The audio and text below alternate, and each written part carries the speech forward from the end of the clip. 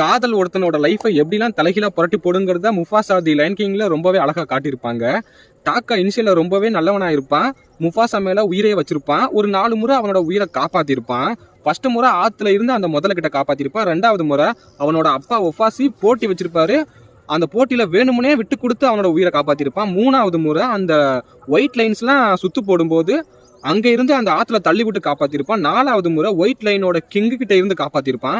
இவ்வளவு நல்லவனா இருக்கவன நாலா மேல அவன் வச்ச அந்த லவ் அவனை அப்படியே கேரக்டரை சேஞ்ச் பண்ணிருக்கும். நாலா அவனை லவ் பண்ணாம முஃபாசாவை லவ் பண்றாங்கன்னு தெரிஞ்ச உடனே அவனோட ஹார்ட்டே பிரேக் ஆயிருக்கும்.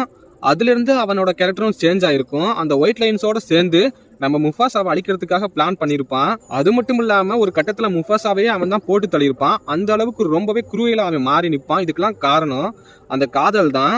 அந்த காதல் இல்லாம இருந்திருந்தா நம்ம டாக்கா தான் ராஜாவா இருப்பான். ஏன்னா டாக்கா தான் அந்த ராஜ வம்சத்துல இருந்து வந்தவன். முஃபாசாவை விட்டு கொடுத்துருப்பான் நீயே ராஜாவாகன்ட்டு. ஆனா அந்த காதல் நம்ம டாக்காவை கரப்ட் பண்ணனாலேயே அவனுக்கு ராஜாவாகிற தகுதி இல்லைன்னு நம்ம முஃபாசா கிங்கா மாறி இருப்பான்.